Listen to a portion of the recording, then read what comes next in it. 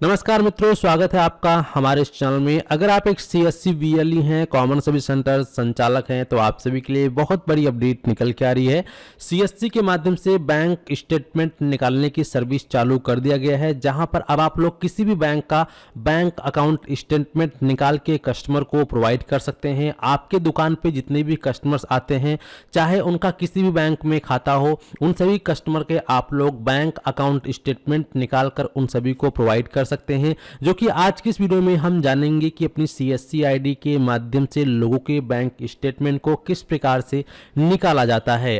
तो जैसा कि आप लोग देख पाएंगे, सीएससी जीओबी के माध्यम से भी सभी वीएलई को संबोधित किया गया है, जहां पे बताया गया है कि आप लोग सीएससी के द्वारा अकाउंट एग्रीगेटर सर्विस का यूज करके लोगों के बैंक अकाउंट का स्टेटमेंट निकालकर उनको प्रोवाइड कर सकते हैं। बैंक अकाउंट का स्टेटमेंट निकालने के लिए आपको कस्टमर का पैन कार्ड नंबर की जरूरत पड़ेगा। तो यहां पे देखेंगे साफ साफ बताया भी गया है कि visit your nearest common service center CSC, provide your mobile number and PAN और get bank statement on your mobile. यानी कि कस्टमर के मोबाइल पर ही उसका जो बैंक अकाउंट का स्टेटमेंट है उसको प्राप्त हो जाएगा। तो आइए जानते हैं किस प्रकार से हम लोग अपने डिजिटल सेवा पोर्टल के माध्यम से बैंक स्टेटमेंट का काम कर सकते हैं, बैंक स्टेटमेंट निकालकर लोगों को प्रोवाइड कर सकते हैं। तो इसके लिए आपको अपने सीएससी आईडी पासवर्ड से डिजिटल सेवा पोर्टल में लॉगिन हो जाना है। लॉगिन हो जाने के बाद आप यहां पे एक बार इस पर क्लिक करके रिफ्रेश कर लेंगे। रिफ्रेश हो जाएगा डैशबोर्ड, तो जितनी भी नई सर्विसेज होगी आपके डिजिटल सेवा पोर्टल में शो हो जाएगा। तो इस प्रकार से रिफ्रेश होने के बाद इस प्रकार से इंटरफेस आएगा। यहाँ पे आप इसको पॉपअप को क्लोज करेंगे। यहाँ आपको सर्च का एक आइकन दिख रहा है, सर्च वाले आइकन पे क्लिक करेंगे। यहाँ आप टाइप करेंगे AGG। इस प्रकार से टाइप करोगे तो यहाँ पे आपको फर्स्ट पर ही ऑप्शन देखने को मिलेगा, financial statement account aggregator in banking. आपको इसी वाले ऑप्शन पे क्लिक कर देना है। जैसे ही आप इस ऑप्शन पे क्लिक करते हैं तो आपके सामने इस प्रकार से इंटरफेस आ जाएगा। यहाँ पे आप लॉगिन बटन पे क्लिक करेंगे। जैसे ही आप लॉगिन बटन पे क्लिक करेंगे तो फिर से ये आपका सीएससी आईडी और पासवर्ड मांगेगा।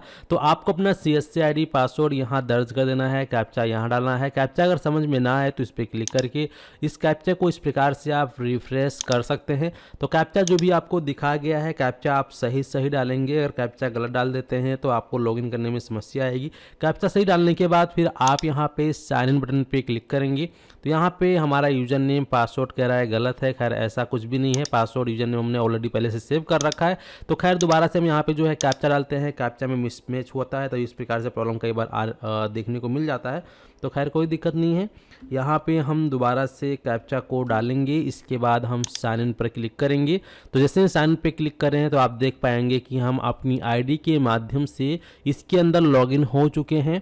अब आप लोग सीएससी के माध्यम से लोगों के बैंक अकाउंट स्टेटमेंट किस प्रकार से निकालेंगे, तो इसके लिए यहाँ पर इस प्रकार से आपको आपका डैशबोर्ड देखने को मिलेगा। यहाँ आपको ऑप्शन दिखाई देगा रिक्वेस्ट स्टेटमेंट, आप इस पर क्लिक करेंगे। इस पर क्लिक करने के बाद यहाँ पर मोबाइल नंबर का ऑप्शन आएगा। तो यहाँ पे जिस भी कस्टमर का, जिस भी व्यक्ति का आपको बैंक अकाउंट स्टेटमेंट निकालने हैं, उस व्यक्ति का यहाँ पे मोबाइल नंबर डाल देंगे। यहाँ पे अगर वह व्यक्ति ईमेल आईडी चलाता है तो ईमेल आईडी यहाँ डाल देंगे। यहाँ पे आपको उसका पैन कार्ड नंबर डाल देना है। पैन कार्ड नंबर डालने के बाद यहाँ आपको ऑप्शन मिलेगा सिलेक्ट फाइनेंशियल इंस्टीट्यूट, इस पर क्लिक करेंगे। यहाँ पे कौन से बैंक में उसका अकाउंट है, कौन से बैंक का उसको स्टेटमेंट चाहिए, तो वह बैंक का नाम आप यहाँ पे सिलेक्ट कर लेंगे। सभी बैंकों के नाम आपको यहाँ पे मिल जाएगा। ऐसा कोई बैंक नहीं है जो यहाँ पे आपको ना मिले, जैसे कि स्टेट बैंक ऑफ इंडिया हो गया, पंजाब नेशनल बैंक हो गया। तो सभी प्रकार के बैंकों के नाम आपको यहाँ पर देखने को मिल जाते हैं। जैसे कि यहाँ मैं स्टेट बैंक ऑफ इंडिया को सिलेक्ट कर लेता हूँ। इसके बाद फिर यहाँ पर स्टेटमेंट पीरियड पूछ रहा है, तो स्टेटमेंट पीरियड पे क्लिक करेंगे। यहाँ आप कितने मंथ का स्टेटमेंट चाहते हैं, 3 मंथ का, 6 मंथ का, 12 मंथ का, तो जितने भी मंथ का आप यहाँ पे स्टेटमेंट प्राप्त करना चाहते हैं वह आप यहाँ पे सिलेक्ट करेंगे। चलिए मैं 12 मंथ को सिलेक्ट कर लेता हूँ, ठीक है। इसके बाद यहाँ पे टाइप ऑफ रिपोर्ट पे क्लिक करेंगे। यहाँ पे आप बैंक स्टेटमेंट को सिलेक्ट करेंगे।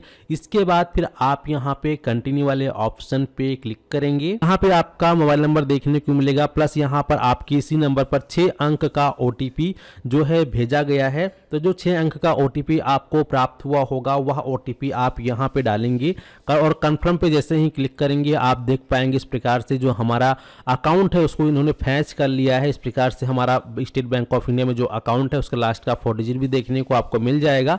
इसके बाद फिर आपको नीचे एक और ऑप्शन देखने को मिलेगा लिंक अकाउंट। आप लिंक अकाउंट पे क्लिक करेंगे। जैसे ही आप लिंक अकाउंट पे क्लिक करेंगे सेंडिंग OTP का एक और ऑप्शन आपको देखने को मिलेगा।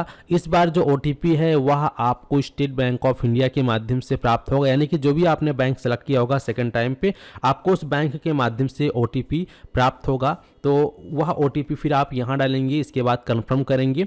OTP यहाँ वैलिडेट हो जाएगा। यहाँ पर state bank of India already linked भी आ चुका है। अब फिर आप सबमिट कंसेंट पे क्लिक करेंगे। जैसे ही आप सबमिट कंसेंट पे क्लिक करते हैं तो इतना क्लिक करने के बाद इस प्रकार से कंसेंट इज रिसीव्ड सक्सेसफुली आ चुका है।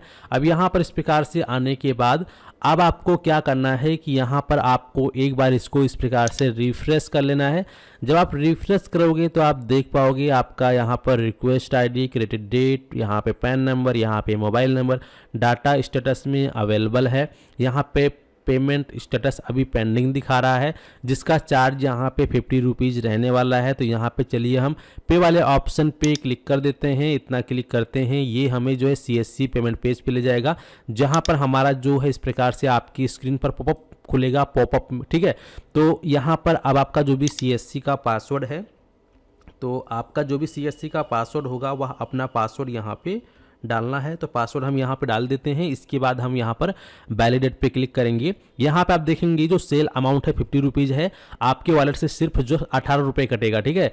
यानी कि लगभग आपको एक स्टेटमेंट निकालने पर CSC के माध्यम से 22 रुपये का कमीशन आपके CSC वॉलेट में इंस्टेंट मिल जाएगा और 50 रुपये का स्लिप जनरेट होगा। तो यहाँ पे हमने पासवर्ड डाला है, वैलिडेट पे क्लिक करेंगे। अब यहाँ पे आपसे आपके वॉलेट का पिन मांगा जाएगा। तो जो भी आपके वॉलेट का पिन है वह अपने वॉलेट का पिन यहाँ डालेंगे। फिर आप यहाँ पर पे वाले ऑप्शन पे क्लिक करेंगे। जैसे ही पे वाले ऑप्शन पे क्लिक करेंगे पेमेंट हमारा सक्सेस हो चुका है। पेमेंट सक्सेस होने के बाद व्यू रिसिप्ट का ऑप्शन दिखाई देगा। हम व्यू रिसिप्ट पे क्लिक करेंगे तो इस प्रकार से जो 50 रुपीज़ का रिसिप्ट है यह आप प्रिंट करके कस्टमर को प्रोवाइड कर सकते हैं ताकि कस्टमर को ये ना लगे कि आपने उससे ज़्यादा पेमेंट ले लिया है, ठीक है। ये 50 रुपये का अमाउंट है। अब आपका जो स्टेटमेंट है वह कैसे मिलेगा, तो स्टेटमेंट के लिए यहाँ आपको शेयर के नीचे इस प्रकार से एक मैसेज का ऑप्शन जो दिख रहा है बस आपको इसी वाले ऑप्शन पे क्लिक कर देना है। जैसे ही आप इस ऑप्शन पे क्लिक करेंगे success bank statement is send, यानी कि जो आपका कस्टमर का जो आप नंबर था उस नंबर पे यहाँ पर मैसेज में उसको उसका स्टेटमेंट सेंड किया गया है। मैसेज में एक लिंक आया है, वह लिंक मैं आपको ओपन करके दिखा देता हूँ। तो यहाँ पर आप देखेंगे हमें यह मैसेज जो है हमारे मैसेज बॉक्स में प्राप्त हुआ था, जो कि मैंने आपको दिखाने के लिए अपना व्हाट्सअप खोला है और अपने ही व्हाट्सअप पर मैंने ये मैसेज को वापस से भेजा है ताकि आप लोग को दिखा सकूं कि इस प्रकार से फिर आपको CSC के माध्यम से मैसेज यानी कि जो कस्टमर का नंबर होगा उस पर पहुँच जाएगा उसका स्टेटमेंट। यहाँ आपको एक लिंक मिलेगा। जैसे ही आप इस मैसेज वाले लिंक पे क्लिक करेंगे तो आपका जो बैंक स्टेटमेंट है जैसा कि आप देख पाएंगे जितने भी आपने लेन देन किए हैं, जो कस्टमर लेन देन किया होगा जिसका भी आप निकालते हैं तो उसने जो भी लेन देन अब तक किया होगा उसके बैंक में सभी यहाँ पर उसके स्टेटमेंट आ जाएंगे। यहाँ पर आप देखेंगे हमारा 12 मंथ का स्टेटमेंट हमें प्राप्त हो चुका है। यहाँ पर जो हमारा स्टेटमेंट है 4 पेज का है। बाकी ये आपके बैंक के ट्रांजैक्शन पे डिपेंड करता है कि वो आपका 10 पेज बनता है, 50 पेज बनता है या 20 पेज बनता है या 2 पेज बनता है या 1 पेज बनता है, वो तो आपके ट्रांजैक्शन पे डिपेंड करता है। तो इस प्रकार से हमने पिछले 12 मंथ का अपना जो स्टेटमेंट था वो हमने इस प्रकार से CSC के माध्यम से निकाल लिया है।